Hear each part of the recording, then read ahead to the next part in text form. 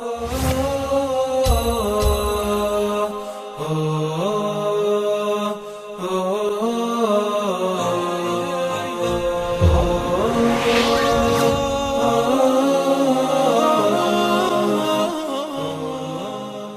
الله الرحمن الرحيم.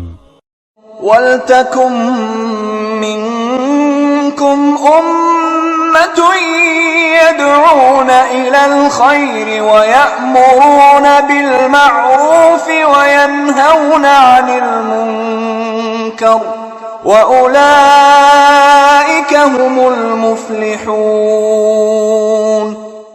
المكتب التعاوني للدعوة والإرشاد وتوعية الجاليات بالخبيب ببريدة، التابع لفرع وزارة الشؤون الإسلامية والأوقاف والدعوة والإرشاد بالقصيم.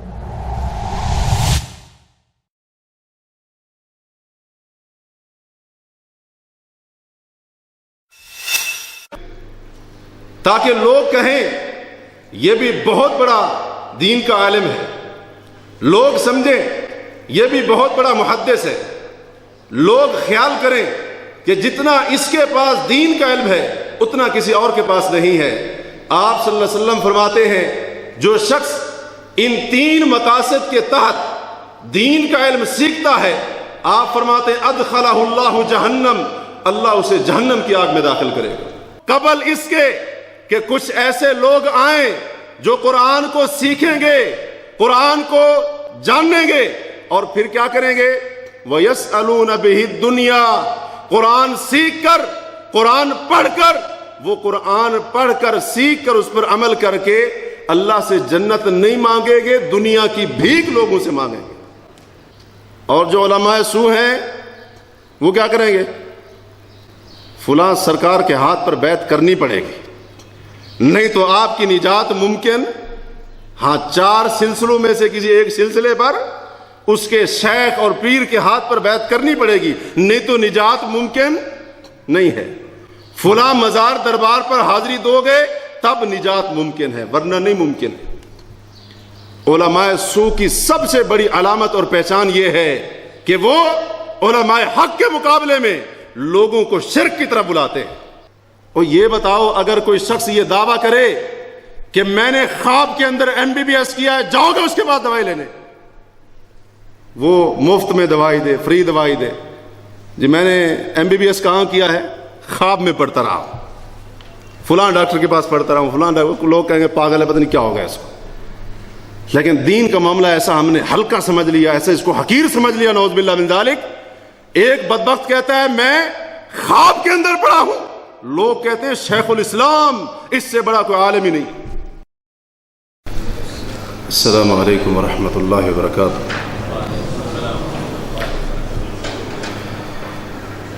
الحمد لله رب العالمين والعاقبة للمتقين ولا عدوان إلا على الظالمين اللهم صل على محمد وعلى آل محمد كما صليت على إبراهيم وعلى آل إبراهيم إنك حميد مجيد اللهم بارك على محمد وعلى آل محمد كما باركت على إبراهيم وعلى آل إبراهيم إنك حميد مجيد رب اشرح لي صدري ويسر لي أمري واحلل عقدة من لساني يفقهوا قولي واحلل عقدة من لساني يفقهوا قولي واحلل عقدة من لساني يفقهوا قولي اللهم انفعنا بما علمتنا وعلمنا ما ينفعنا وزدنا علما سبحانك لا علم لنا إلا ما علمتنا إنك أنت العليم الحكيم أما بعد فأعوذ بالله من الشيطان الرجيم بسم الله الرحمن الرحيم يا أيها الذين آمنوا إن كثيرا من الأحبار والرهبان لَيَأْكُلُونَ أَمْوَالَ النَّاسِ بِالْبَاطِلِ وَيَصُدُّونَ عَن سَبِيلِ اللَّهِ۔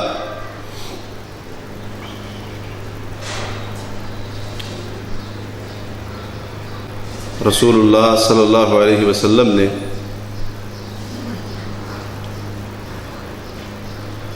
قرب قیامت کی بہت ساری علامات میں سے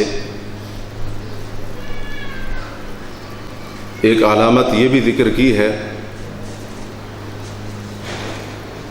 کہ قیامت سے قبل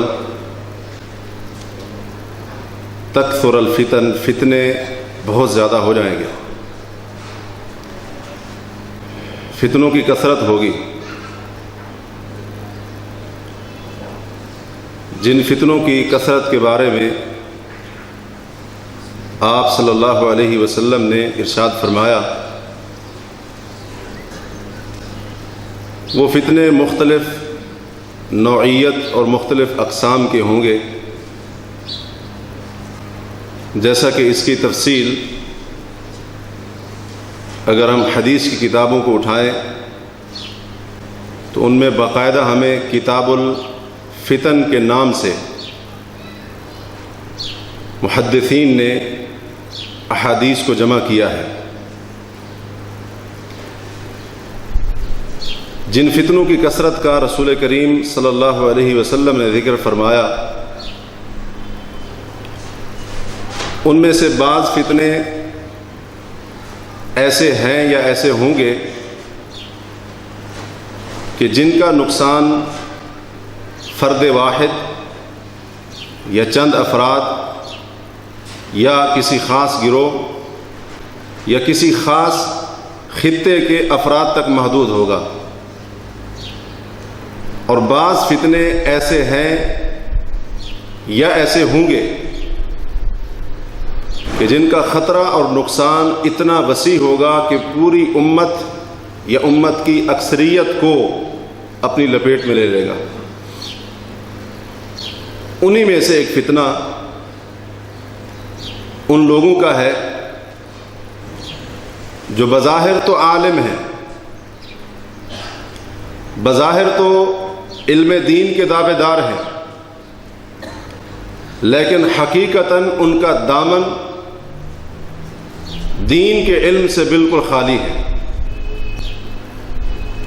لوگوں کی نظر میں وہ مفسر بھی ہیں، محدث بھی ہیں، فقیہ، علامہ اور مجتہد بھی ہیں، لیکن حقیقت میں دین کے علم کے ساتھ ایسے لوگوں کا دور کا واسطہ بھی نہیں ہوتا ہے۔ یاد رکھیے، ایک ہوتا ہے عالم اور دوسرا ہوتا ہے متعالم، اور دونوں میں بڑا فرق ہے۔ آج عالم بہت کم ہے، متعالم بہت زیادہ ہے۔ عالم جسے واقعتاً دین کا علم ہو، اور متعالم کہتے ہیں اس کو جس کے پاس دین کا علم نہ ہو لیکن لوگوں کو دکھا رہا ہو، لوگوں کے سامنے اظہار کر رہا ہو کہ میں بھی بہت بڑا عالم ہوں، یا میرے پاس بھی دین کا بہت زیادہ علم ہے۔ ایسے لوگوں کو شریعت کی اصطلاح میں علماء سو کہا جاتا ہے، اور بالخصوص موجودہ دور میں علماء سو کا فتنہ جتنا مسلمانوں اور امت مسلمہ کا نقصان کر رہا ہے، اتنا ظاہری دشمن بھی امت مسلمہ کا نقصان نہیں کر رہے۔ قبل اس کے کہ اپنی بات کو آگے بڑھائیں، یہ جاننا انتہائی ضروری ہے کہ علماء سو کون ہوتے ہیں، کیونکہ ہماری گفتگو میں یہ لفظ بار بار آئے گا، تو ان کی تعریف جاننا انتہائی ضروری ہے۔ وہ لوگ جو اپنے ذاتی مقاصد کے حصول کے لیے یا دنیا کا کوئی عہدہ اور منصب حاصل کرنے کے لیے یا اپنے باطل نظریات کو حق کا جامہ پہنانے کے لیے یا دین حق، دین اسلام میں شکوک و شبہات پیدا کرنے کے لیے دین کا علم حاصل کرتے ہیں، سیکھتے ہیں، انہیں علماء سو کہا جاتا ہے۔ سنن ابن ماجہ میں رسول کریم صلی اللہ علیہ وسلم کا ایک فرمان ہے جو علماء سو کی تعریف کے اوپر بہت زیادہ صادق آتا ہے۔ حضرت ابو ہریرہ رضی اللہ تعالی عنہ اس حدیث کے راوی ہیں کہ اللہ کے رسول صلی اللہ علیہ وسلم نے فرمایا، من طلب العلم لیباہی بہ العلماء، اور ایک روایت میں ہے لیجاری بہ العلماء ویماری بہ السفہاء ویصرف بہ وجوہ الناس الیہ ادخلہ اللہ جہنم۔ آپ صلی اللہ علیہ وسلم فرماتے ہیں جس نے دین کا علم سیکھا، دین کا علم حاصل کیا، کیوں حاصل کیا؟ پہلا اس کا مقصد یہ تھا کہ لیباہی بہ العلماء، علماء کے ساتھ مقابلے بازی کرے گا، علماء کے سامنے اپنے علم کا اظہار کرے گا اور اس پر فخر کرے گا۔ یا دوسرا مقصد یہ تھا وَيُمَارِيَ بِهِ السُّفَهَاء، جو کم عقل لوگ ہیں، سادہ لوح عوام ہیں، جن کو معاملات کی اتنی سمجھ بوجھ نہیں ہوتی ہے، ان کو شکوک و شبہات میں مبتلا کرے گا۔ یا تیسرا مقصد اس کا یہ تھا وَيَصْرِفَ بِهِ وُجُوهَ النَّاسِ إِلَيْهِ، دین کا علم سیکھا، دین کا علم حاصل کیا تاکہ لوگوں کے چہروں کو اپنی طرف پھیر دے، تاکہ لوگ کہیں یہ بھی بہت بڑا دین کا عالم ہے، لوگ سمجھیں یہ بھی بہت بڑا محدث ہے، لوگ خیال کریں کہ جتنا اس کے پاس دین کا علم ہے اتنا کسی اور کے پاس نہیں ہے۔ آپ صلی اللہ علیہ وسلم فرماتے ہیں جو شخص ان تین مقاصد کے تحت دین کا علم سیکھتا ہے، آپ فرماتے ہیں ادخلہ اللہ جہنم، اللہ اسے جہنم کی آگ میں داخل کرے گا۔ نبی مکرم صلی اللہ علیہ وسلم کے ان الفاظ کے اوپر غور کریں، اور آج جو علماء بنے پھرتے ہیں ان کی حالت کے اوپر غور کریں۔ اللہ کی قسم، آپ صلی اللہ علیہ وسلم کی حدیث کا ایک ایک حرف ان لوگوں کے اوپر صادق آ رہا ہے۔ آج یہ جو علماء کی کثرت ہو گئی لیکن حقیقت میں قلت ہو رہی ہے، ان لوگوں کا یہی مقصد ہوتا ہے، یا تو علماء حق کو نیچا دکھانا، یا عوام الناس کے ذہن میں شکوک و شبہات پیدا کرنا، یا پھر لوگوں کی واہ واہ اور ان کی تعریفیں اور ان کی طرف سے شہرت اور تعریف کے الفاظ سننا، ان کا یہ مقصد ہوتا ہے۔ اور پھر رسول مکرم صلی اللہ علیہ وسلم نے جیسے دوسرے فتنوں سے اپنی امت کو آگاہ فرمایا تھا، اسی طرح آپ صلی اللہ علیہ وسلم کے متعدد فرامین ملتے ہیں کہ جن میں آپ صلی اللہ علیہ وسلم نے علماء سو کے فتنے کی طرف واضح طور پر اشارہ کرتے ہوئے اپنی امت کو ان سے متنبہ کیا، خبردار کیا۔ مثال کے طور پر عبداللہ ابن مبارک رحمہ اللہ کی کتاب الزہد ہے، اس میں وہ یہ حدیث روایت کرتے ہیں، اور ان کے علاوہ امام طبرانی نے اور امام ابن مندہ رحمہ اللہ نے کتاب المعرفہ وغیرہ میں، اور بھی بہت سارے محدثین نے اس روایت کو ذکر کیا ہے۔ حضرت ابو امیہ الجمحی رضی اللہ تعالی عنہ فرماتے ہیں کہ رسول کریم صلی اللہ علیہ وسلم نے فرمایا، ان من اشراط الساعہ ان یلتمس العلم عند الاصاغر، قیامت کی نشانیوں میں سے ایک نشانی ہے کہ دین کا علم اصاغر کے پاس تلاش کیا جائے گا۔ یہ اصاغر کون ہے؟ اصاغر کا لغوی معنی ہے حقیر اور چھوٹے لوگ، لیکن اس سے مراد کون لوگ ہیں؟ عبداللہ ابن مبارک رحمہ اللہ خود اس حدیث کو روایت کرنے کے بعد فرماتے ہیں کہ ہم اہل البدع، اس سے مراد بدعتی لوگ ہیں۔ قیامت کی نشانی ہے کہ لوگ دین کا علم، حق کا علم بدعتیوں کے پاس تلاش کریں گے۔ اور آج آپ دیکھ سکتے ہیں بدعتی دین کے عالم بنے ہوئے، بدعتی کتاب و سنت کے مجتہد بنے ہوئے، اور بدعتی کتاب و سنت کے علم کے دعوے دار بنے ہوئے۔ اس کا دوسرا معنی یہ بھی کیا گیا ہے کہ اصاغر سے مراد وہ لوگ ہیں جو علم کے میدان میں بالکل ناتجربہ کار ہیں، علم کے میدان میں بالکل ناتجربہ کار ہیں. اور آپ دیکھ سکتے ہیں حالات جو چل رہے ہیں ان میں آپ دیکھ سکتے ہیں یہ بڑے بڑے جو فتنے اٹھے ہوئے ہیں، ان کے اندر ایسے مفتی جن کو کچھ بھی پتہ نہیں وہ بھی مفتی بنے ہوئے ہیں، وہ بھی عالم بنے ہوئے ہیں. فتوے دے کر مسلمانوں کا خون بہایا جا رہا ہے، فتوے دے کر مسلمانوں کا قتل عام کیا جا رہا ہے، فتوے دے کر، اور وہ بھی دین کے علم کے دعوے کی بنیاد پر لوگوں کے خون کو بہایا جا رہا ہے اور امت مسلمہ کے ٹکڑے ٹکڑے کیے جا رہے ہیں. اور کئی ایسے بھی ہیں جن بیچاروں نے کوئی 2-4 اردو کی کتابیں پڑھ لی، وہ بھی مفتی بنے ہوئے اور علماء کے اوپر انگلیاں اٹھا رہے ہیں. فلاں عالم یہ خارجی ہے، فلاں عالم وہ حق سے نکل گیا ہے، فلاں عالم کے پاس علم حاصل نہ کرو، فلاں کے پاس نہ جاؤ، وہ گمراہی کی دعوت دے رہا ہے.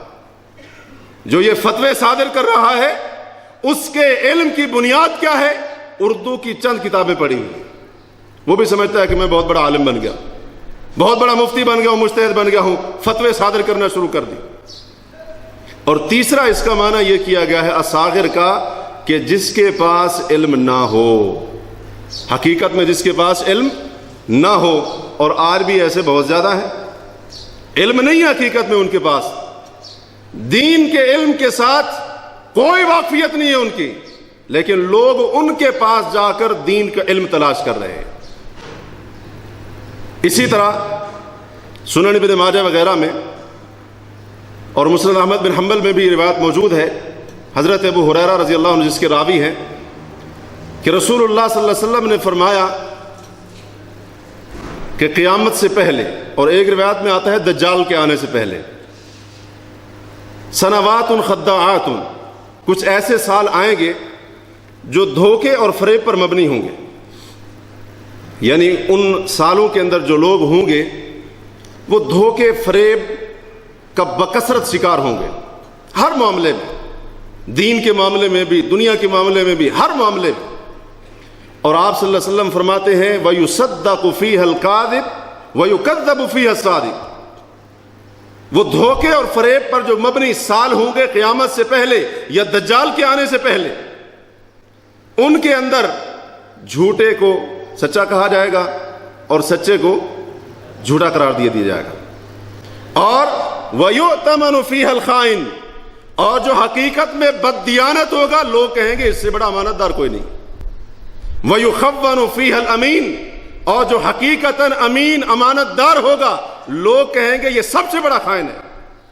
اور آپ صلی اللہ علیہ وسلم نے فرمایا وَيَنْطِقُ فِيهَا الرُّوَيْبِضَةُ، ان دھوکے اور فریب پر مبنی سالوں میں رویبضہ گفتگو کرتے ہوئے نظر آئیں گے.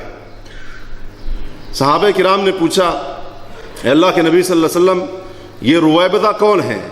تو آپ نے فرمایا الرجل التافہ یتکلم فی امر العامہ، اس سے مراد وہ ایسا گھٹیا ترین شخص ہے جو عوام الناس کے معاملات میں گفتگو کرے گا. علامہ سندھی رحمہ اللہ نے سنن ابن ماجہ کے حاشیے میں جب اس حدیث کی شرح کی تو فرمایا کہ الرجل التافہ سے مراد قلیل العلم، کم علم شخص ہے، جس کے پاس شریعت کا سطحی علم ہوگا وہ لوگوں کے معاملات میں گفتگو کرے گا اور اپنی زبان کو استعمال کرے گا، لوگوں کے بارے میں گفتگو کر رہا ہے، دین کے بارے میں گفتگو کر رہا ہے، حالانکہ اس کے پاس شریعت کا علم سطحی ہوگا، تھوڑا سا ہوگا. اسی طرح امام ابن نصر المروزی رحمہ اللہ اپنی کتاب قیام اللیل میں حضرت ابو سعید خدری رضی اللہ عنہ کی روایت ذکر کرتے ہیں کہ نبی علیہ الصلوۃ والسلام نے فرمایا اقرأوا القرآن، لوگوں قرآن پڑھا کرو، وصلوا اللہ بہ الجنہ، اور قرآن پڑھ کر اللہ سے جنت کا سوال کیا کرو. اس کا مطلب کیا ہے؟ قرآن پڑھیں گے، سیکھیں گے، عمل کریں گے، جنت پھر ملے گی، جنت پھر ملے گی. یہ نہیں ہے کہ مردے پر پڑھنے سے بخشا جائے گا. فرمایا قرآن پڑھو اور قرآن کے ذریعے یعنی اس کو پڑھ کر سمجھ کر اس پر عمل کر کے اللہ سے جنت مانگا کرو. قبل ان یتعلمہ قوم، قبل اس کے کہ کچھ ایسے لوگ آئیں جو قرآن کو سیکھیں گے، قرآن کو جانیں گے، اور پھر کیا کریں گے؟ وَيَسْأَلُونَ بِهِ الدُّنْيَا، قرآن سیکھ کر، قرآن پڑھ کر، وہ قرآن پڑھ کر سیکھ کر اس پر عمل کر کے اللہ سے جنت نہیں مانگیں گے، دنیا کی بھیک لوگوں سے مانگیں گے۔ فَإِنَّ الْقُرْآنَ يَقْرَأُهُ ثَلَاثًا، آپ فرماتے ہیں قرآن کو تین قسم کے لوگ پڑھتے ہیں۔ رَجُلٌ يُبَاهِي بِهِ، ایک وہ شخص جو قرآن پڑھتا اور سیکھتا ہے تاکہ لوگوں کے سامنے فخر و غرور کا اظہار کرے۔ وَرَجُلٌ يَسْتَعْقِلُ بِهِ، اور دوسرا وہ بندہ جو قرآن پڑھتا سیکھتا ہے اس کو کھانے پینے کا ذریعہ بناتا ہے۔ اور تیسرا وَرَجُلٌ يَقْرَأُهُ لِلَّهِ، وہ شخص ہوتا ہے جو محض اللہ کی رضا کے لیے قرآن کو پڑھتا اور سیکھتا ہے۔ تو آپ صلی اللہ علیہ وسلم نے اس حدیث کے اندر پیشین گوئی فرمائی، صحابہ کو فرمایا کہ اے میرے صحابہ، میری امت میں کئی ایسے لوگ بھی آئیں گے جو اس قرآن کو سیکھ کر قرآن کے بدلے میں لوگوں سے دنیا کا سوال کریں گے۔ یہی تو علماء سو ہیں، یہی علماء سو ہیں جنہوں نے کتاب اللہ کی آیات کا سودا کیا، جنہوں نے دین کے احکامات کو بیچا، جنہوں نے دین کی شان کو داؤ کے اوپر لگایا۔ یہی علماء سو ہیں جن کے بارے میں نبی مکرم صلی اللہ علیہ وسلم اپنے صحابہ کو بتا رہے ہیں۔ طبرانی اوسط میں، مسند البزار وغیرہ کے اندر حضرت عمر رضی اللہ تعالیٰ عنہ کی روایت موجود ہے، کہتے ہیں کہ رسول اللہ صلی اللہ علیہ وسلم نے فرمایا کہ ایک وقت ایسا آئے گا اسلام غالب آئے گا، اسلام کا اتنا غلبہ ہوگا حتیٰ تختلف التجار فی البحر، حتیٰ کہ تاجر اپنی تجارت کا سامان لے کر سمندروں میں آئے جائیں گے، یعنی سمندروں کا سفر کریں گے، بحری سفر کریں گے۔ اور آپ صلی اللہ علیہ وسلم فرماتے ہیں حتیٰ کہ گھوڑے اللہ کے راستے میں اتار دیے جائیں گے، یعنی فتوحات بھی بکثرت ہوں گے، تجارت کے میدان بھی وسیع، فتوحات بھی بکثرت ہوں گی۔ آپ فرماتے ہیں ثم یظہر قوم، پھر ایک ایسی قوم ظاہر ہوگی، یقرؤون القرآن، جو قرآن کو پڑھیں گے، اور قرآن کو پڑھنے کے بعد کیا کہیں گے؟ کہیں گے من اقرأ منا، ہم سے بڑا قاری کون ہے؟ من اعلم منا، ہم سے بڑا عالم کون ہے؟ من افقہ منا، ہم سے بڑا فقیہ کون ہے؟ یہ بات ارشاد فرمانے کے بعد آپ صلی اللہ علیہ وسلم نے صحابہ سے پوچھا، اے صحابہ یہ بتاؤ کیا ان لوگوں کے اندر تھوڑی سی بھی خیر ہوگی؟ تھوڑی سی بھی خیر ہوگی، خیر کا ادنا سے پہلو ہوگا؟ صحابہ نے کہا اللہ و رسولہ عالم، ہمارا رب جانتا ہے یا ہمارے نبی کو پتا ہے، ہمیں اس چیز کا علم نہیں ہے۔ تو آپ نے فرمایا اولئک منکم من هذه الامہ، یہ جن کا میں ذکر کر رہا ہوں، جو قرآن کو پڑھیں گے، قرآن کو سیکھیں گے، اور پھر قرآن کو سیکھ کر پڑھ کر لوگوں کو چیلنج کریں گے، ہم سے بڑا قاری لا کر دکھاؤ، ہم سے بڑا کوئی عالم ہو پیش کرو، ہم سے بڑا فقیہ جو دین کو سمجھنے والا، وہ اس طرح سے لوگوں کے سامنے چیلنج کریں گے، یعنی اپنے دین کا جو انہوں نے علم حاصل کیا ہوگا اس کے اوپر تکبر کریں گے، غرور کریں گے، فخر کریں گے، اترائیں گے، اکڑیں گے۔ آپ نے فرمایا اولئک منکم، اے صحابہ یہ لوگ تم ہی میں سے ہوں گے، من هذه الامہ، اسی امت میں سے ہوں گے، واولئک هم وقود النار، اور آپ نے فرمایا یہ جہنم کی آگ کا ایندھن ہوں گے، یہ جہنم کی آگ کا ایندھن ہوں گے۔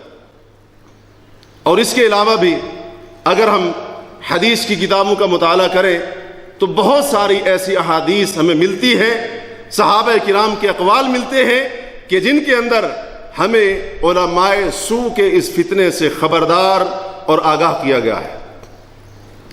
اب سوال یہ ہے کہ علماء سو جن کے بارے میں ہمیں آگاہ کیا جا رہا ہے اور نبی مکرم صلی اللہ علیہ وسلم نے اپنے فرامین کے ذریعے ہمیں خبردار کیا، متنبہ کیا، ان کو پہچانیں گے کیسے؟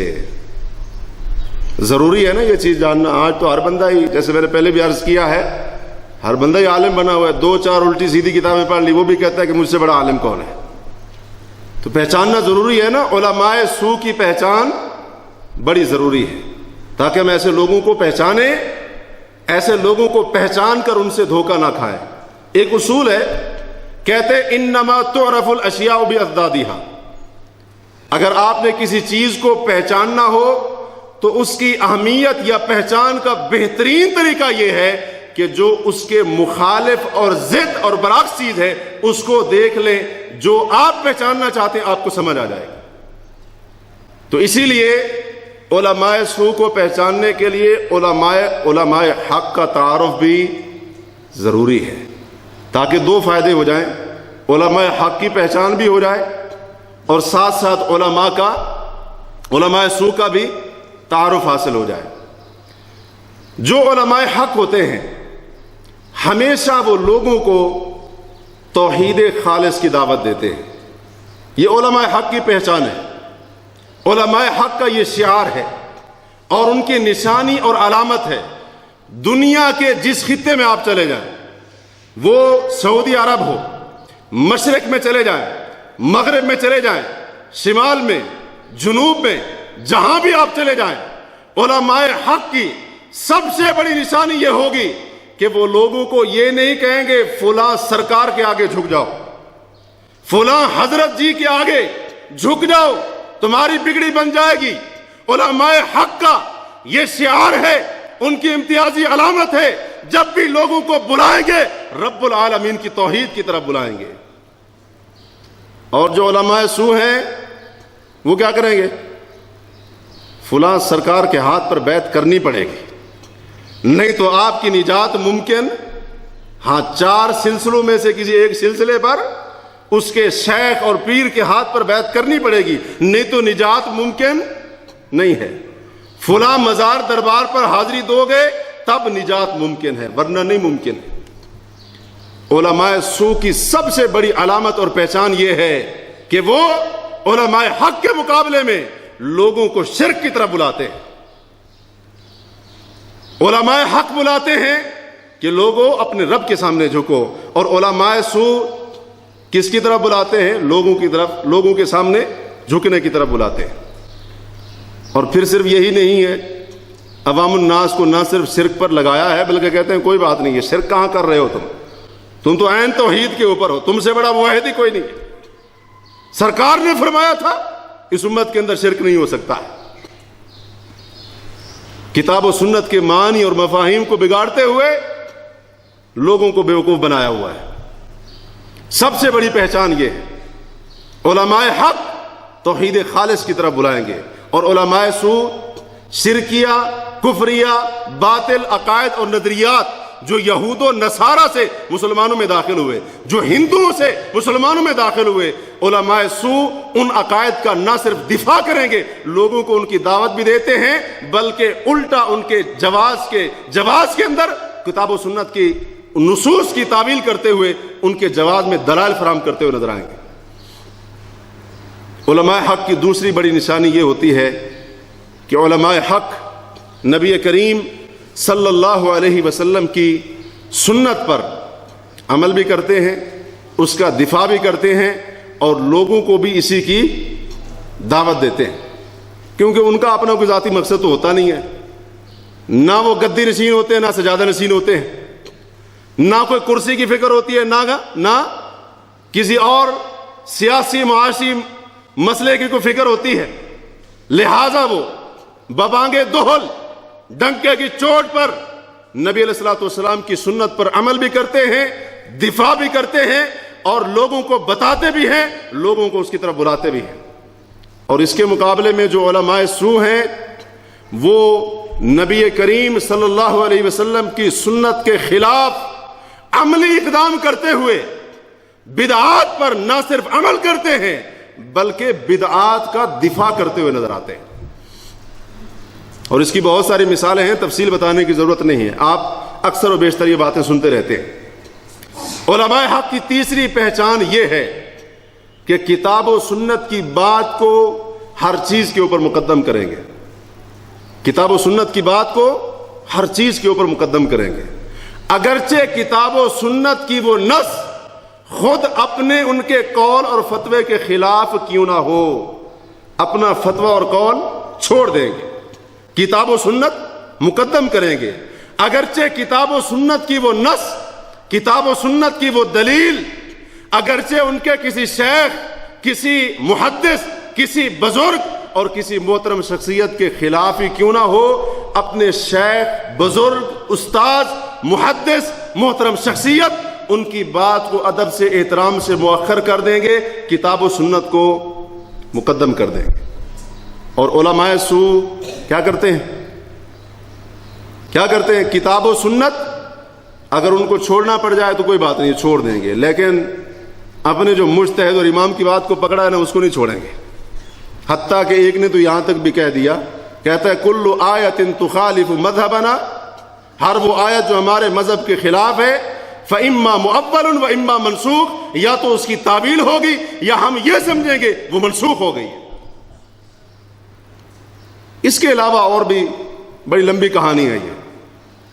تو بہرحال علماء حق کی یہ پہچان ہوتی ہے، کتاب و سنت کو ہمیشہ مقدم کریں گے، اور باقی جو علماء ہیں، فقہا ہیں، اس کا یہ مطلب نہیں۔ ہمارا ذرا عقیدہ سنیے، لوگ ہمارے بارے میں عجیب و غریب باتیں کرتے ہیں، کوئی کہتا ہے اماموں کے گستاخ، کوئی کہتا ہے ولیوں کے گستاخ، کوئی پتہ نہیں کیا کچھ کہتا ہے۔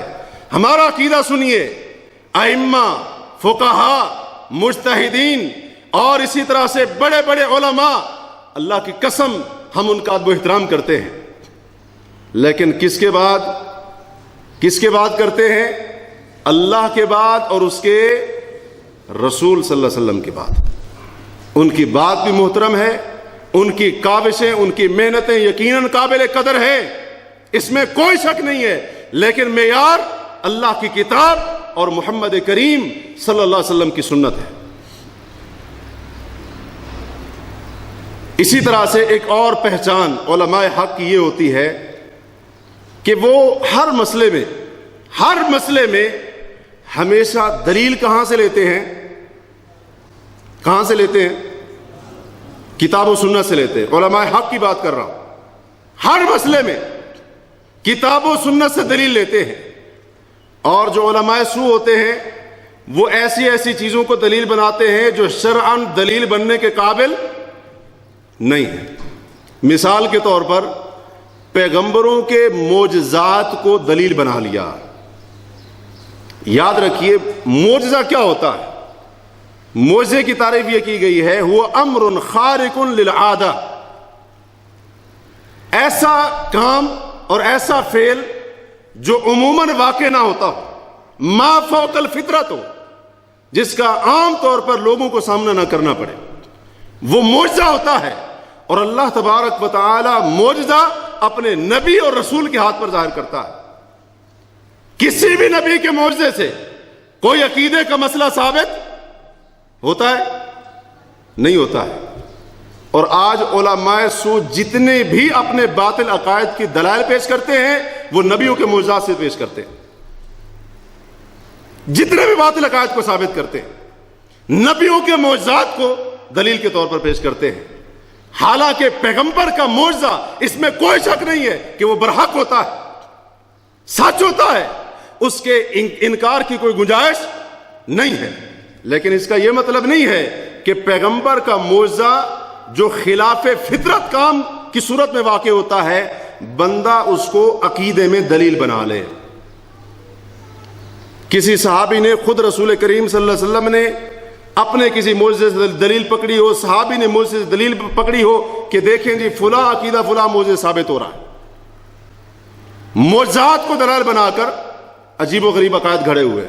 صرف ایک مثال، میں خود یہ سن رہا تھا، ایک چینل جو ہمارے ہاں چلتا ہے اس کے اوپر یہ بات ہو رہی تھی، کسی نے پوچھا اس حضرت صاحب سے، کہتا ہے جی حضرت یہ بتائیں کہ اللہ کے سوا کوئی اور بھی زندہ کر سکتا ہے؟ کہاں زندہ کر سکتا ہے جی؟ دلیل؟ اس نے کہا دلیل ہے، تیسرے بارے میں سورہ آل عمران اٹھائے، اللہ نے یہ نہیں فرمایا عیسیٰ علیہ السلام مردوں کو زندہ کرتے تھے؟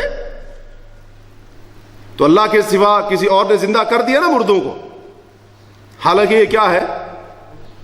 عیسیٰ علیہ السلام کا معجزہ ہے نا۔ کیا اس سے یہ عقیدہ بنایا جا سکتا ہے کہ اللہ کے سوا کو اور بھی مردوں کو زندہ کر سکتا ہے، بنایا جا سکتا ہے؟ نہیں بنایا جا سکتا۔ اس طرح سے تو پھر پورا دروازہ کھل جائے گا۔ کون کون سا عقیدہ اور کون کون سی بات ثابت نہیں ہو سکتی ہے؟ پھر معجزات کو دلیل بنایا ہوا، اور پھر اس قسم کی باتیں کر کے لوگوں کو بیوقوف بنا کے اولیاء اللہ کے بارے میں ایسی باتیں جو ہے نا وہ مشہور کر رکھی ہیں بڑی۔ جی فلاں پیر صاحب نے فلاں کو زندہ کر دیا، مرنے کے بعد فلاں نے فلاں کو زندہ کر دیا۔ تو ایک کرامت سنا رہا تھا عبد القادر جیلانی رحمہ اللہ کی، ہمارے نزدیک وہ محترم شخصیت۔ بڑی تعجب کی بات ہے، جس بندے کے بارے میں اتنے یعنی غلوف سے کام لیتے ہیں وہ بندہ پکا موحد تھا، وہ بندہ پکا موحد تھا، توحید خالص کے اوپر قائم۔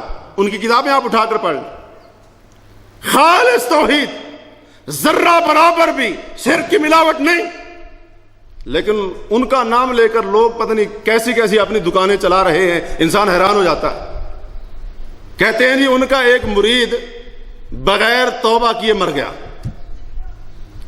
وہ چارپائی کے اوپر لیٹا ہوا تھا، آپ نے بھی سنی ہوگی شاید، لیٹا ہوا تھا چارپائی کے اوپر، لوگ کھڑے ہوئے تھے اس کے گرد، تو اچانک سے مردہ اٹھ کر بیٹھ گیا۔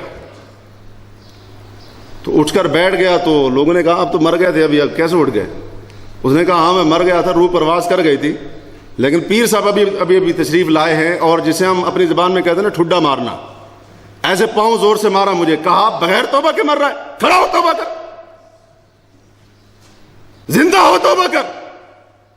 تو کہتا ہے میں زندہ ہو گیا ہوں۔ کہتے ہیں اس نے توبہ کی، پھر مر گیا۔ اور پھر پیر صاحب کے نام کیا بات ان کے ذمہ لگائی، کہتے ہیں پیر صاحب نے کہا ہے جو میرا مرید ہوگا اللہ نے مجھ سے وعدہ کیا ہے کہ وہ بغیر توبہ کے نہیں مرے گا۔ اب عوام الناس کو جب ایسی باتیں سنائی جائیں گی، بے وقوف بنیں گے کہ نہیں بنیں گے لوگ؟ کہ بڑے کمال والے پیر صاحب ہیں جو مرنے کے بعد بھی زندہ کر رہے ہیں تاکہ ان کا مرید بغیر توبہ کے نہ مرے۔ اس طرح کی اور بھی بہت ساری کہانیاں ہیں، باقاعدہ اس کے لیے ایک چینل کھولا ہوا ہے، 24 گھنٹے صرف یہی بات ہے، صرف یہی بات ہے، توحید کا ایک جملہ بھی نہیں ہے۔ تو معجزات، کرامات، ان چیزوں کو دلیل کے طور پر پیش کر رہے ہیں۔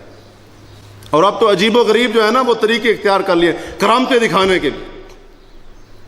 وہ ایک بندہ فیصل آباد سے گیا کراچی، ایک حضرت صاحب کے اجتماع میں گیا، تو اب وہ ایک ویڈیو جو ہے نا دکھا رہا تھا۔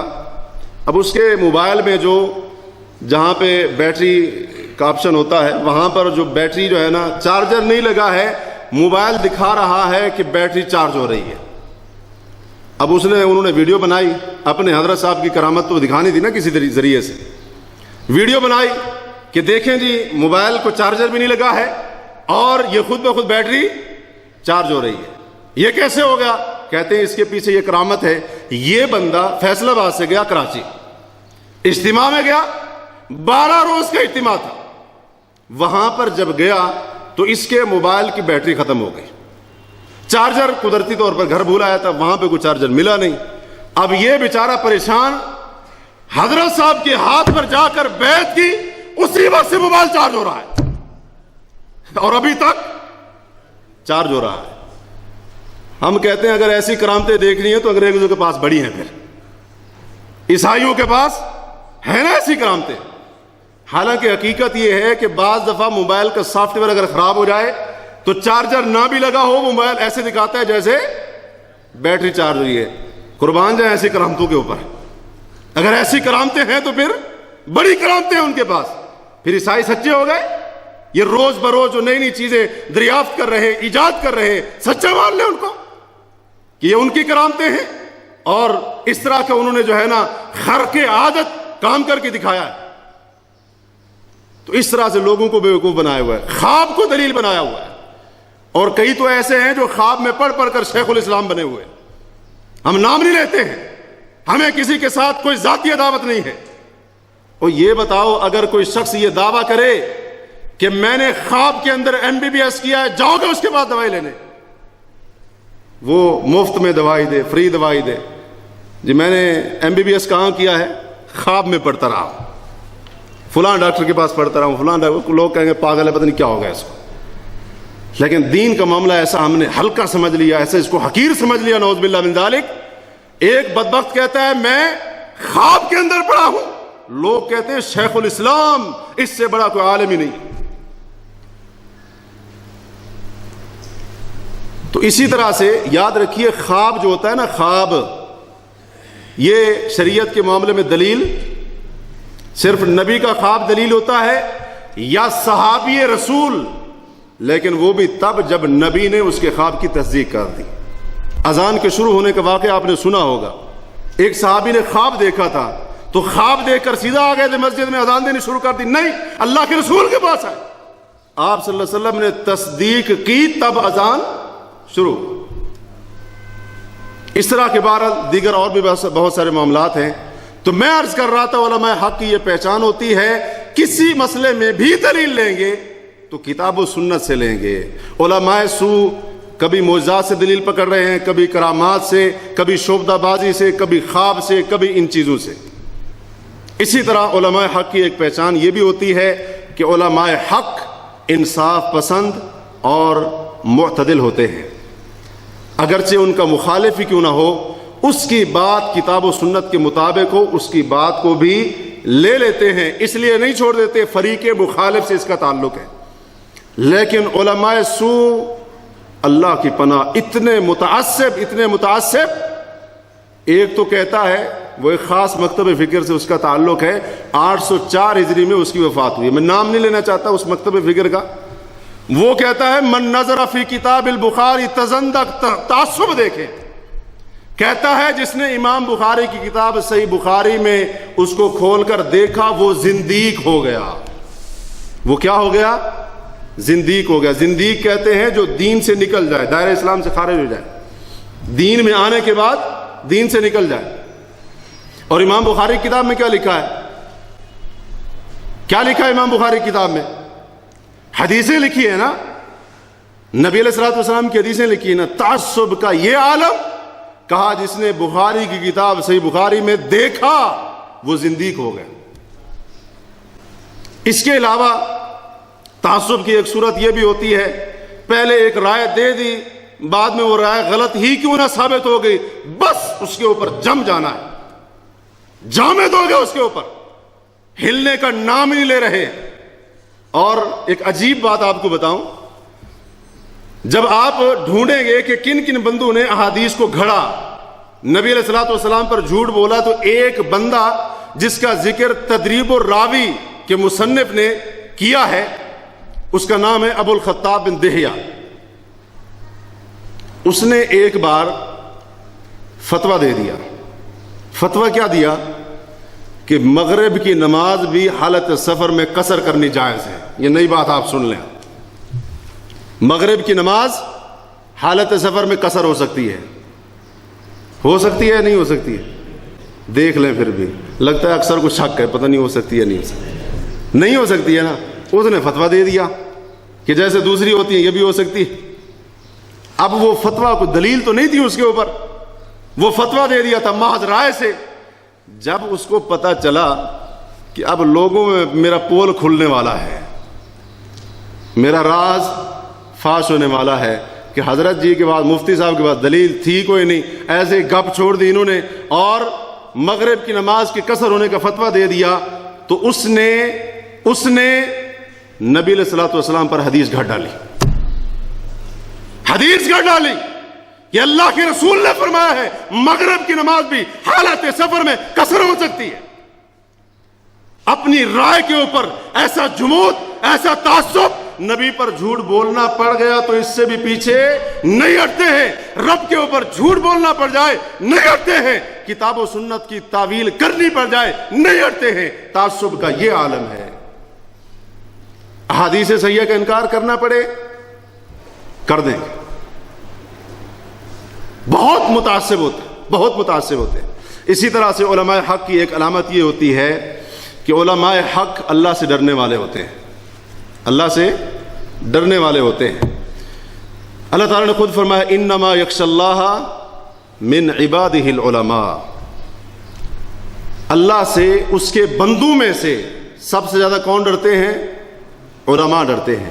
یقیناً یہ علماء حق ہے نا, علماء حق اللہ سے ڈرتے ہیں. یہی وجہ ہے کہ اپنی زبان سے ایک ایک لفظ نکالتے ہوئے کئی کئی بار سوچتے ہیں. یہ علماء حق کی پہچان ہے, علماء حق کی یہ نشانی ہے. ان کا یہ شعار ہر دور کے اندر رہا ہے اور ہر دور کے اندر رہے گا. اللہ سے ڈرنے والے, لہذا دین کے مسئلے میں اپنی زبان کو سنبھال کر انتہائی محتاط الفاظ استعمال کریں گے دین کا کوئی بھی مسئلہ بتاتے ہوئے. امام مالک رحمہ اللہ کی بات یہاں پر مجھے یاد آئی. وہ کہتے ہیں کہ لوگوں, تم میں سے جس سے فتویٰ پوچھا جائے, جس سے دین کا کوئی مسئلہ پوچھا جائے, وہ لوگوں کو جواب دینے سے پہلے اپنے آپ کو جہنم کی آگ پر پیش کر کے دیکھ لے کہ کہیں اگر اس نے غلط فتویٰ دے دیا اس کی وجہ سے جہنم میں نہ چلا جائے. علماء حق اللہ سے ڈرنے والے, خشیت الہی ان کے دل کے اندر بدرجہ اتم موجود ہوتی ہے. اسی وجہ سے ایک لفظ بھی خلاف شریعت کہنا گوارا نہیں کرتے. امام ابن عبد البر رحمہ اللہ نے اپنی کتاب جامع بیان العلم و فضلی, اس میں ابن عون کی ایک روایت ذکر کی ہے. ابن عون کہتے ہیں کہ میں قاسم بن محمد بن ابی بکر کے پاس بیٹھا ہوا تھا. یہ قاسم کون ہے؟ حضرت ابو بکر صدیق رضی اللہ عنہ کے پوتے ہیں اور تابعین میں سے ہیں. محمد بن ابی بکر کے بیٹے ہیں. محمد بھی صحابی, ابو بکر بھی صحابی. اتنی عظیم شخصیت, تابعی ہیں. اور اس کے علاوہ مدینے کے اندر تابعین میں 7 بڑے بڑے فقہا موجود تھے, ان میں سے ایک ہیں قاسم بن محمد رحمہ اللہ. اور حضرت عائشہ صدیقہ رضی اللہ تعالی عنہا, ان سے دین کا علم انہوں نے سیکھا. دین کا علم انہوں نے سیکھا. ان کی پھوپھی جان تھی, یہ ان کے بھتیجے تھے. کہتے ہیں ایک بندہ ان کے پاس آیا اور کسی مسئلے کے بارے میں پوچھا کہ یہ مسئلہ بتائیں. تو قاسم بن محمد رحمہ اللہ نے کہا لا احسنہ, مجھے صحیح طرح سے اس مسئلے کا پتہ نہیں ہے. اس نے کہا کہ حضرت میں آپ کے سوا مدینے میں کسی کو نہیں جانتا اور لوگوں نے مجھے آپ کے ساتھ آپ کے پاس بھیجا تھا.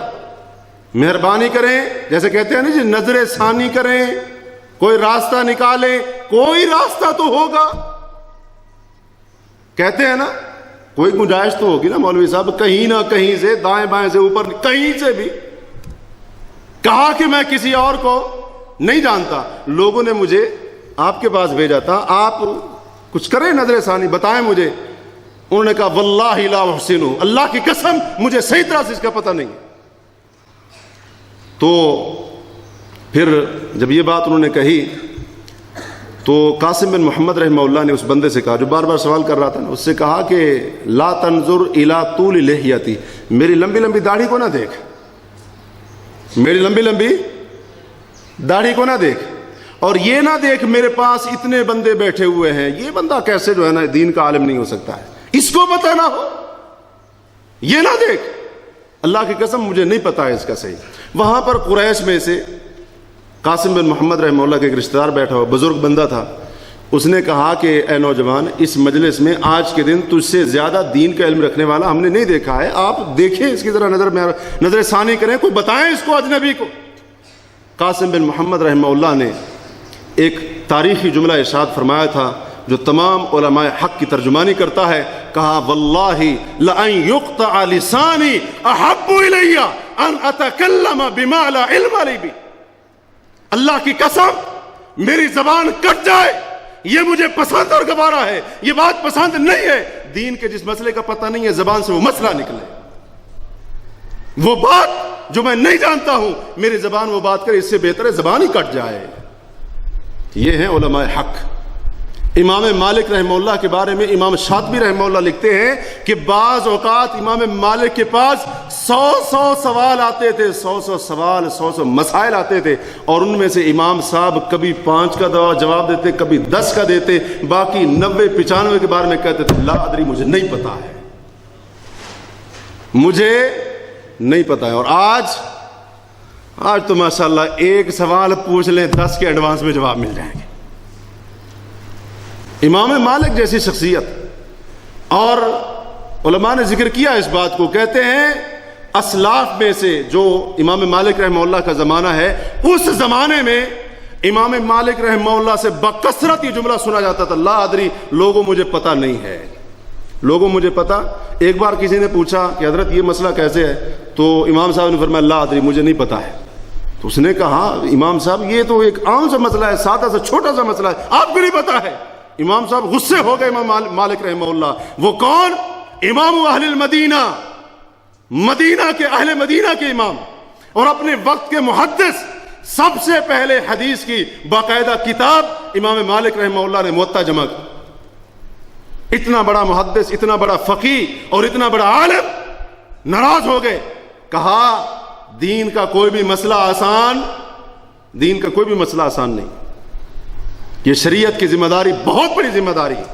یہ علماء حق ہیں کہ جو ایک بات بھی اپنی زبان سے خلاف شریعت نہیں نکالیں گے. اور علماء سو کو دیکھ لیں, دروازہ ہی کھلا ہوا ہے پورا.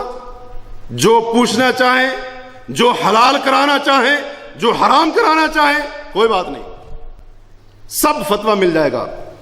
کیا خیال ہے اسلامی ممالک کے اندر خاص طور پر جو بینک بڑے بڑے مسلمانوں نے کھولے ہوئے, مسلمانوں کی بات کر رہا ہوں, ان کے پاس فتوے نہیں ہیں؟ جائیں آپ کو بڑے بڑے فتوے نکال کر دکھائیں گے, فلاں حضرت صاحب نے فتویٰ دیا. آپ کیسے کہتے ہیں ناجائز؟ انشورنس کمپنی والے کے پاس ہے, وہ بڑا بڑا فتویٰ نکال کر دکھائے گا, باقاعدہ کتاب سے چھپوائے ہوئے فتوے سارے اکٹھے کیے ہوئے, یہ فلاں حضرت صاحب کا فتویٰ, یہ فلاں کے سائن ہے, یہ فلاں کے دستخط. تو علماء حق اللہ سے ڈرنے والے, اور علماء سو اس چیز کی کوئی پرواہ نہیں کرتے, جو مرضی میں آئے کہہ دیتے ہیں. ایک حضرت صاحب کو سنا, وہ کہتا ہے جی فلاں جماعت کے ساتھ جاؤ, جو ان کے اجتماع ہوتے ہیں, ان کے فلاں ہوتے ہیں, جاؤ ان کے ساتھ. کہتا ہے قیامت کی بات کرتے ہو, قیامت کا معاملہ میرے اوپر چھوڑ دو. یہ ویڈیو کلپ موجود ہے میرے پاس, ہم اپنی طرف سے ہوا میں باتیں نہیں کرتے ہیں. کہتے ہیں قیامت کا معاملہ ہے نا, مجھ پر چھوڑ دو, جاؤ ان کے ساتھ. اپنے عقیدوں کی ضمانت مجھ پر چھوڑ دو, جاؤ ان کے ساتھ. ایک اور کہتا ہے کیا تم میں سے کوئی ہے, یعنی اپنی جماعت کے علاوہ دوسری جماعت والوں کو مخاطب کر کہہ رہا ہے, تم میں سے کوئی ہے جو مجھے یہ گارنٹی دے کہ اگر میں اس کی جماعت میں آ گیا تو وہ میری بخشش قیامت کے دن کرا دے گا. کہتا ہے اگر نہیں ہے گارنٹی دینے کے لیے تیار تو آئے, ہم گارنٹی دیتے ہیں, فلاں بھی بخشوانے کے لیے تیار ہے, فلاں بھی بخشوانے کے لیے تیار ہے, ہماری جماعت میں آ جاؤ, بخشے جاؤ. بہرحال اس بارے میں باتیں اور بھی زیادہ ہیں. تو علماء سو کی پہچان اور اس فتنے کی تھوڑی سی مختصراً پہچان کرنے کے بعد اب ذرا اس بات کے اوپر غور کرتے ہیں کہ ان لوگوں کا فتنہ کتنا خطرناک ہے. شروع میں یہ بات ہوئی تھی کہ علماء سو کا فتنہ آج امت مسلمہ کے لیے سب سے زیادہ خطرناک فتنہ ہے. کتنا خطرناک فتنہ ہے؟ رسول اللہ صلی اللہ علیہ وسلم کا فرمان ہے, حضرت علی رضی اللہ عنہ اس کے راوی ہیں, مسند احمد میں روایت موجود ہے کہ نبی علیہ الصلوۃ والسلام نے فرمایا اخوف ما اخاف علیکم بعدی من الدجال ائمۃ مضلون, کہ آپ نے فرمایا لوگوں اپنے بعد مجھے تمہارے بارے میں دجال سے بھی بڑھ کر جس چیز کا خطرہ ہے وہ گمراہ کرنے والے امام اور پیشوا ہے. دجال سے بھی زیادہ خطرناک فتنہ ہے علماء سو کا. دجال کے فتنے سے بھی زیادہ مہلک فتنہ ثابت ہوگا اس امت کے لیے علماء سو کا. وہ کیوں؟ اس کی وضاحت ایک اور حدیث کے اندر ہے, مسند احمد ہی میں ہے. حضرت عمر بن خطاب رضی اللہ عنہ کی روایت ہے, ابو عثمان النہدی تابعی ہیں, وہ کہتے ہیں میں جمعہ کا دن تھا, حضرت عمر رضی اللہ عنہ کے ممبر کے نیچے بیٹھا ہوا تھا, یعنی قریب بیٹھا ہوا تھا. میں نے حضرت عمر رضی اللہ عنہ کو یہ حدیث بیان کرتے ہوئے ممبر کے اوپر, مسجد نبوی کے ممبر کے اوپر یہ حدیث بیان کرتے ہوئے سنا. وہ کہہ رہے تھے میں نے رسول اللہ صلی اللہ علیہ وسلم کو فرماتے ہوئے سنا تھا, ان اخوف ما اخاف علی هذه الامه كل منافق علیم اللسان, کہ اس امت کے بارے میں جس چیز کا سب سے زیادہ مجھے خطرہ اور خوف ہے, آپ نے فرمایا ہر منافق جو زبان کو جانتا ہوگا, زبان کا بڑا ماہر ہوگا. ایک اور روایت میں آتا ہے حضرت عمر سے پوچھا گیا کہ حضرت یہ بتائیں منافق زبان کو جاننے والا کیسے ہو گیا؟ منافق شریعت کی زبان بولنے والا کیسے ہو گیا؟ تو انہوں نے پھر بتایا کہ ظاہری طور پر تو عالم ہوگا، حقیقت میں جاہل ہوگا. عالم اللسان و جاہل القلب والعمل، کہ زبان کا تو عالم ہوگا، باتیں اس کی سن لیں ایسے لگے گا کوئی اس سے بڑا کوئی عالم نہیں ہے، لیکن دل اور عمل کے لحاظ سے جاہل ہوگا. اور ایک روایت میں حضرت عمر سے آتا ہے کہ لوگوں کو یتکلم بالحکمہ، لوگوں کے سامنے حکمت کی، علم کی باتیں کرے گا، وَيَعْمَلُ بِالْجَوْرِ، اور عمل گناہ کا اور ظلم والا کرے گا. تو نبی علیہ الصلوۃ والسلام نے فرمایا سب سے خطرناک فتنہ اس امت کے لیے وہ ہر اس منافق کا جو زبان کو جانتا ہے. زبان کو جانتا ہے یعنی دین کی بات کو جانتا ہے، زبان کا بڑا ماہر ہے. اور آج ایسے لوگوں کی کثرت ہے. اتنا خطرناک فتنہ ہے. کون کون سے خطرات ہیں اس علماء سوء کے فتنے سے امت کو؟ بہت سارے خطرات ہیں، جن میں سے سب سے بڑا خطرہ اور نقصان جو اس امت کو پہنچا ہے ہر زمانے کے اندر، اور اللہ تعالیٰ حفاظت فرمائے، پتہ نہیں اور بھی کتنے کتنے نقصان پہنچ رہے ہیں یا پہنچیں گے، وہ یہ ہے کہ علماء سوء امت کی ہلاکت اور بربادی کا باعث ہے. امام بہقی رحمہ اللہ شعب الایمان میں اس روایت کو حضرت عقبہ بن عامر الجوہنی رضی اللہ عنہ سے روایت کرتے ہیں کہ نبی علیہ الصلوۃ والسلام نے ایک بار فرمایا ہلاک امتی فی الکتاب واللبن، میری امت کی ہلاکت دو چیزوں میں ہے. ایک کتاب سے مراد کیا ہے؟ قرآن مجید. میری امت کی ہلاکت کتاب میں ہے، اور میری امت کی ہلاکت دودھ کے اندر ہے.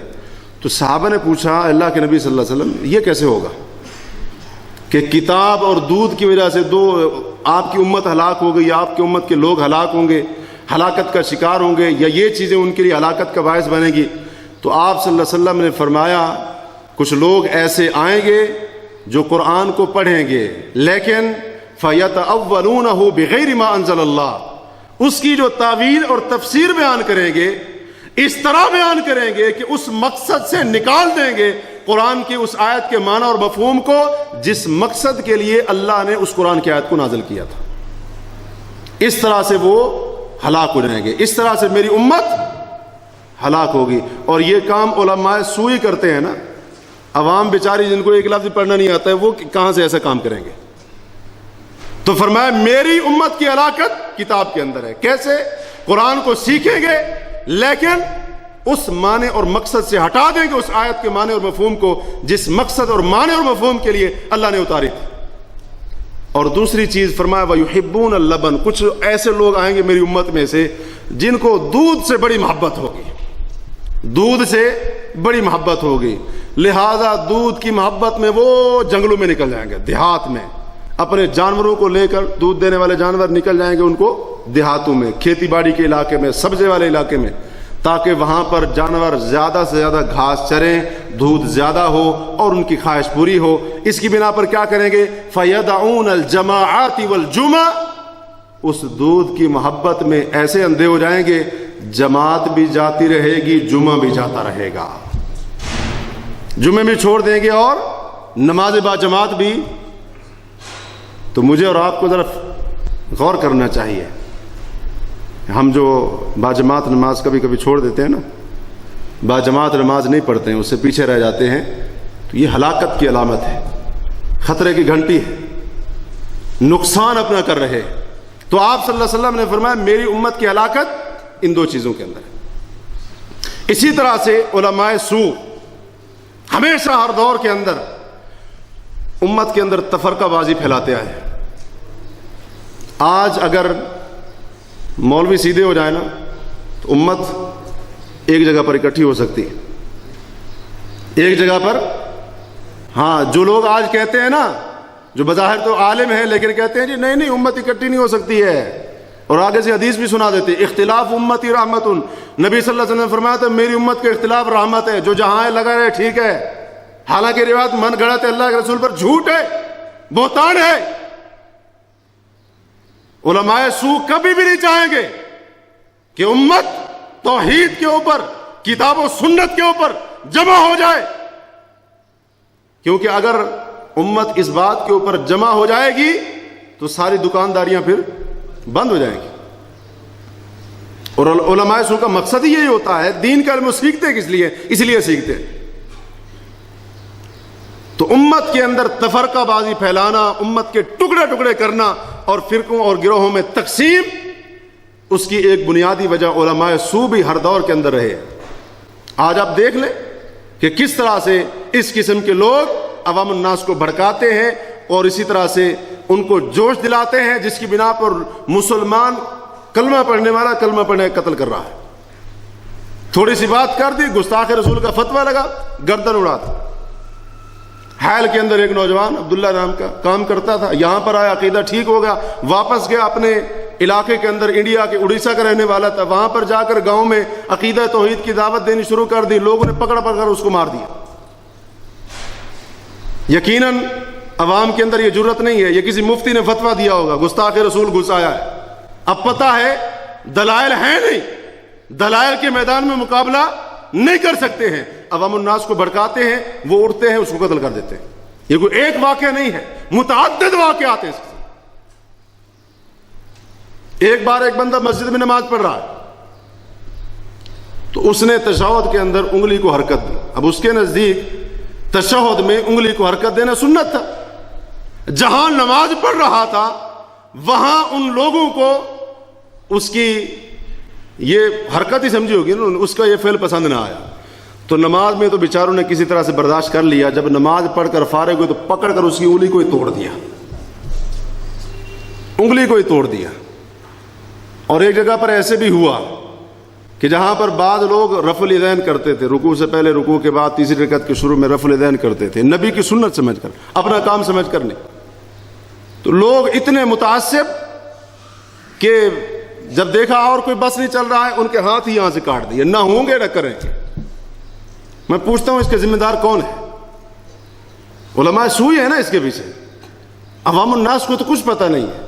اس لیے کہتے ہیں العوام کالانعام,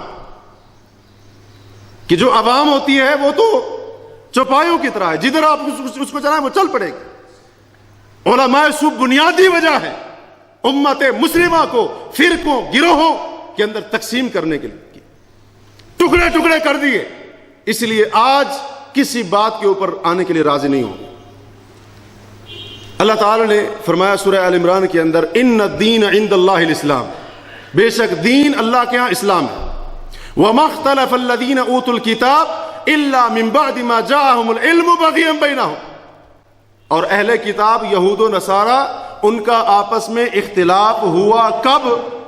جہالت کی وجہ سے. فرمایا نہیں, جب ان کے پاس علم آ گیا. علم آنے کے باوجود انہوں نے اختلاف کیا. کیوں؟ بغیم بینہم, آپس کے حسد کی وجہ سے, آپس کے بغض کی وجہ سے. ایک دوسرے سے جل رہا ہے, اختلاف شروع کر دیا. ایک دوسرے کا علم, اس کا مقام, اس کی شہرت ہضم نہیں ہو رہی ہے, اختلاف شروع کر دیا. اور یہ بات تو طے ہے نا, رسول کریم صلی اللہ علیہ وسلم نے فرمایا تھا یہ امت یہود و نصارہ کے نقش قدم پر چلے گی. لہذا اس امت کے ہر طبقے کا مسلمان یہود و نصارہ کے ہر طبقے کے فرد کے نقش قدم پر چلے گا. عوام کے نقش قدم پر, اور علماء کے نقش قدم پر. یہود و نصارہ اہل کتاب, انہوں نے آپس کے حسد اور بغض کی وجہ سے اہل کتاب کو ٹکڑوں میں, فرقوں کے اندر تقسیم کر دیا, ٹکڑے ٹکڑے ان کے کر دیے. یہ نہیں تھا کہ ان کے پاس علم نہیں تھا, علم تھا, جہالت نہیں تھی ان کے اندر, لیکن ایک دوسرے کے حسد کی وجہ سے. اسی طرح علماء سو اتنا بڑا خطرہ ہے امت کے لیے کہ لوگوں کو گمراہ کرنے والے ہیں, لوگوں کو گمراہ کرنے والے ہیں. بخاری و مسلم کی روایت ہے, عبداللہ ابن عمرو بن عاص رضی اللہ عنہ اس کے راوی ہیں کہ رسول اللہ صلی اللہ علیہ وسلم نے فرمایا ان اللہ لا يقبض العلم انتزاعا, اللہ تعالی علم کو جب اٹھائے گا, کیونکہ ایک نشانی ہے نا قیامت کی, دین کا علم اٹھ جائے گا. دین کے علم کو ایسے نہیں اٹھائے گا کہ ینتزعہ من قلوب العباد, کہ لوگوں کے بندوں کے دلوں سے اس کو کھینچ لے, اٹھا لے. ولیکن یقبضہ بقبض العلماء, اللہ دین کا علم اٹھائے گا علماء کو فوت کر کے. علماء حق آہستہ آہستہ اٹھتے جائیں گے، لہذا دین کا علم بھی آہستہ آہستہ اٹھتا جائے گا. حتی اذا لم یبق عالما، یہاں تک کہ جب کوئی ایک عالم بھی نہیں رہے گا دین حق کو صحیح معنوں میں جاننے والا، یا علماء حق میں سے ایک عالم بھی نہیں رہے گا، تو آپ صلی اللہ علیہ وسلم فرماتے ہیں اتخذ الناس رؤوسا جہالا، تو لوگ جاہلوں کو اپنا قائد بنا لیں گے، جاہلوں کو اپنا قائد بنا لیں گے. فضلوا واضلوا، وہ جاہل جن کو لوگ عالم سمجھ کر اپنا قائد بنا لیں گے، وہ خود تو گمراہ ہوں گے ہی صحیح، لوگوں کو بھی گمراہ کریں گے، لوگوں کو بھی گمراہ کریں گے.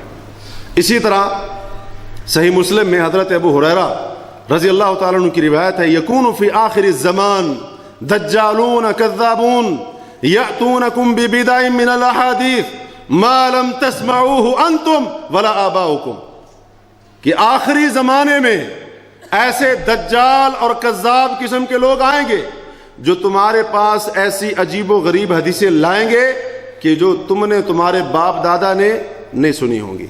آپ نے فرمایا فَإِيَّاكُمْ وَإِيَّاهُمْ، لوگوں اپنے آپ کو ان سے دور رکھنا اور ان کو اپنے آپ سے دور رکھنا. لَا يُضِلُّونَكُمْ وَلَا يَفْتِنُونَكُمْ، بچ کر رہنا ان سے، کہیں وہ تمہیں گمراہ نہ کر دے اور کہیں تمہیں فتنے میں مبتلا نہ کر دے. اور یاد رکھیے کسی کی شخصیت کو آپ نہ دیکھیں. حضرت صاحب اس کی داڑھی ماشاءاللہ اتنی، بعض لوگ کہتے ہیں جی فلاں حضرت صاحب کی تقریروں سے اتنا مجمع جو ہے نا روز آتا ہے، آپ کہتے ہیں وہ من گھڑت حدیثیں بیان کرتا ہے. اللہ کے بندو، کسی کی شخصیت معیار نہیں ہے. آپ کسی کی سفید داڑھی کو، اس کی بڑی داڑھی کو، اس کے جو دیگر کارنامے ہیں، بعض لوگ یہ بھی کہتے ہیں نا جو اس نے اتنا کام کیا، اتنے لوگوں نے اس کے ہاتھ پر اسلام قبول کیا ہے. گمراہ جو فرقے گزرے نا، جہمیہ فرقے کے بارے میں پڑھ رہا تھا، جہمیہ فرقہ، اللہ کی صفات کا انکار کرنے والا گمراہ فرقہ، وہ بھی انہوں نے جماعتیں بنائی تھی، غیر مسلموں کے علاقے میں گئے اور ان کے ہاتھوں کے اوپر بھی کئی غیر مسلم مسلمان ہو گئے. تو کیا ان کو صحیح مان لیں گے؟ گمراہ فرقوں نے بھی، ان کے ذریعے بھی لوگوں نے دین قبول کیا، دائرہ اسلام میں داخل ہوئے.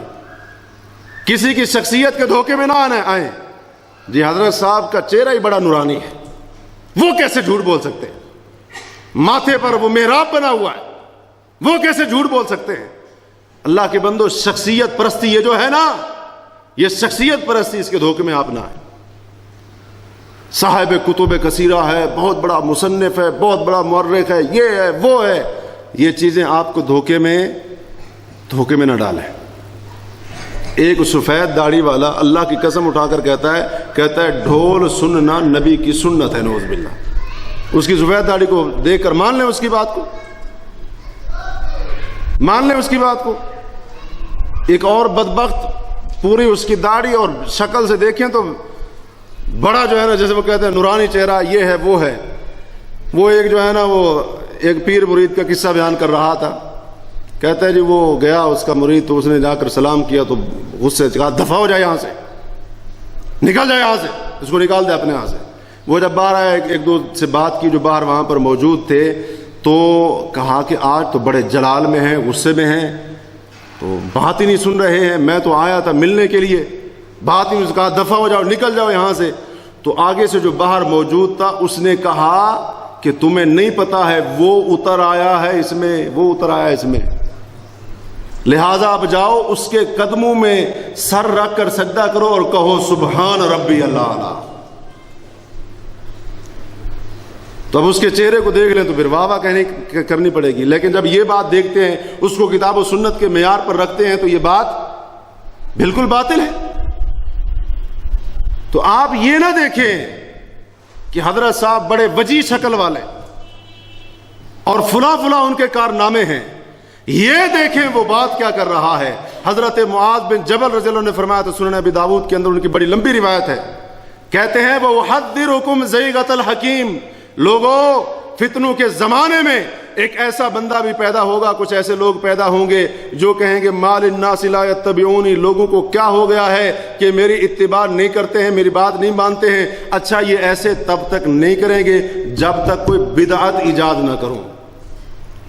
وہ بظاہر عالم، حکمت والا، دانا، وہ بدعت ایجاد کرے گا، اس لیے تاکہ لوگ اس کے پیچھے پیچھے چلیں، اس کی پیروکاری کریں۔ تو حضرت معاذ بن جبل نے فرمایا تھا وَأُحَذِّرُكُمْ زَيْغَةَ الْحَكِيمِ، لوگوں میں تمہیں ڈراتا ہوں اس قسم کا جو بظاہر حکیم شخص نظر آئے، اس قسم کا جو بظاہر عالم نظر آئے، اس کی غلطی سے میں تمہیں ڈراتا ہوں۔ فَإِنَّ الشَّيْطَانَ قَدْ يَتَكَلَّمُ بِلِسَانِ الْحَكِيمِ، کیونکہ بعض دفعہ شیطان آ کر عالم کی زبان سے بھی غلط بات کہلوا دیتا ہے۔ یہ صحابی رسول کہہ رہے ہیں۔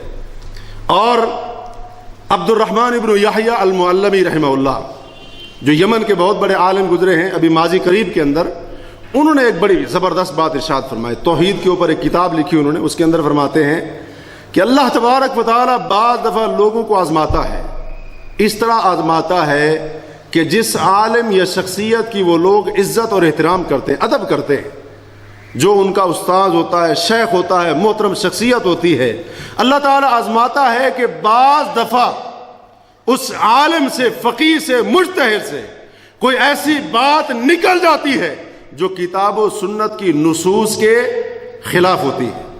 اب یہ آزمائش ہو رہی ہے، اللہ تعالیٰ آزماتا ہے کہ یہ بندہ اب کیا کرتا ہے، میری کتاب کی بات کو مانتا ہے، میرے نبی کی سنت کو پکڑتا ہے، یا پھر اس عالم کی غلط بات کو مانتا ہے۔ کہتے ہیں اس میں کوئی شک نہیں ہے کہ وہ عالم اور مجتہد جس نے خلوص نیت کے ساتھ اجتہاد کیا تھا، اگر وہ غلطی پر بھی تھا، ایک اجر اس کو مل جائے گا، کیونکہ اس کی نیت خالص تھی۔ لیکن یہ شخص جو صرف اس لیے اس کی بات کو چھوڑنے پر تیار نہیں ہے، میرا استاذ، میرا شیخ، میری محترم شخصیت، میری بزرگ شخصیت، اور کتاب و سنت کے دلائل کو چھوڑ دیتا ہے، نصوص کو چھوڑ دیتا ہے، کہتے ہیں اس کے پاس اللہ کے ہاں کوئی عذر نہیں ہوگا، بلکہ ایسا شخص بہت بڑا گناہگار ہوگا۔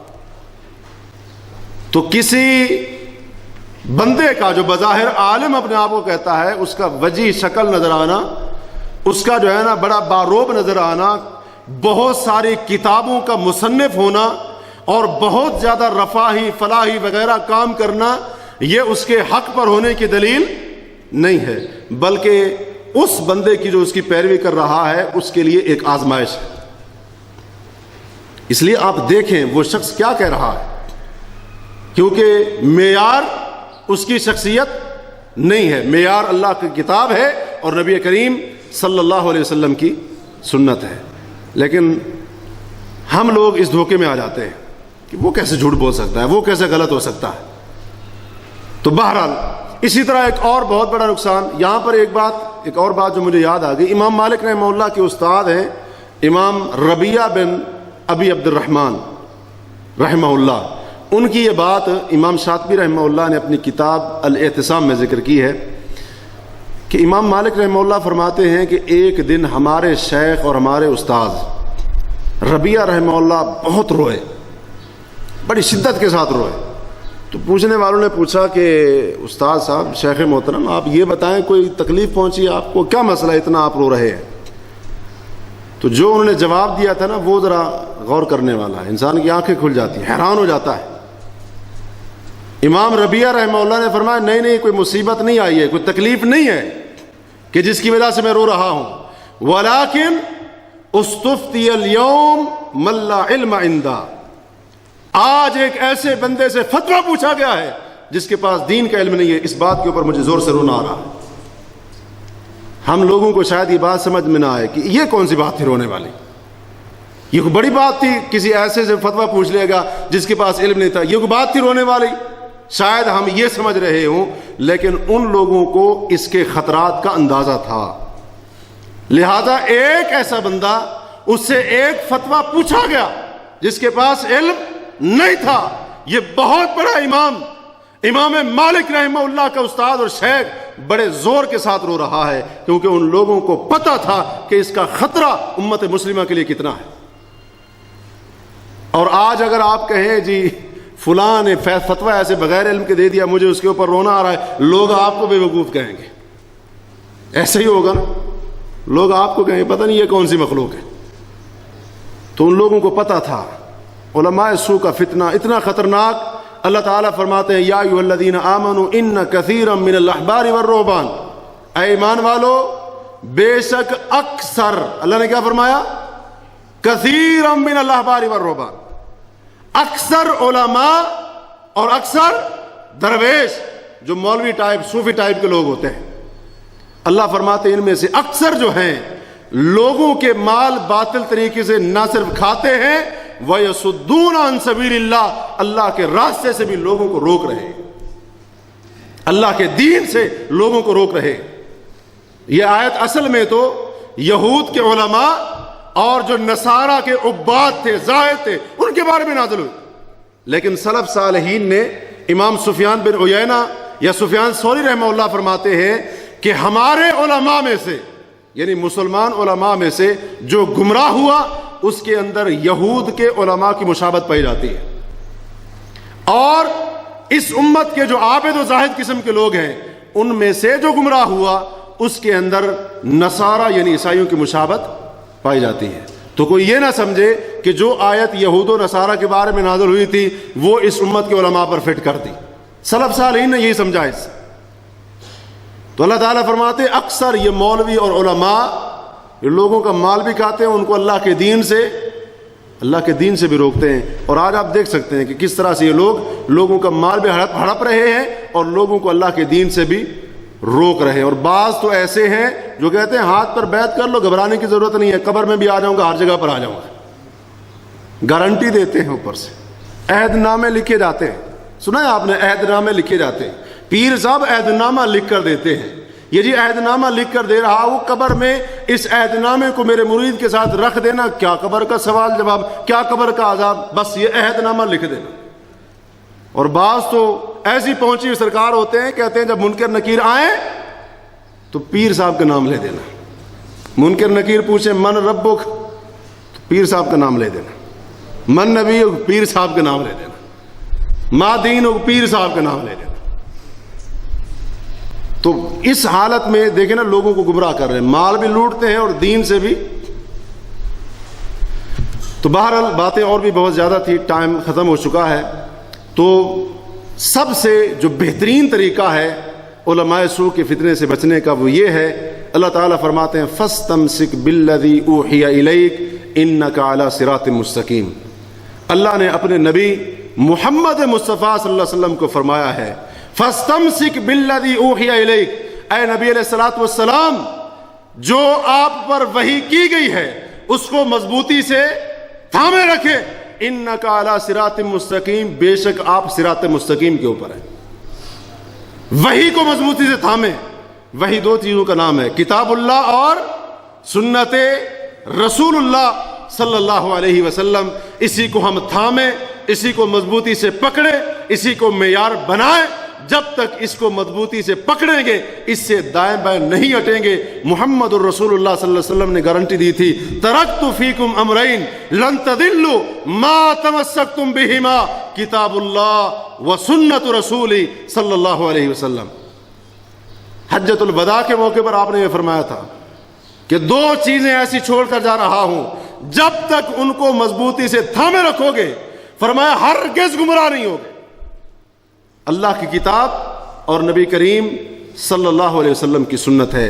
علماء سوء کے فتنے سے بچنے کا ایک اور بنیادی طریقہ یہ ہے کہ کتاب و سنت کو ویسے سمجھیں جیسے صحابہ کرام نے، جیسے سلف صالحین نے، جیسے تابعین نے اور ہمارے اسلاف نے سمجھا۔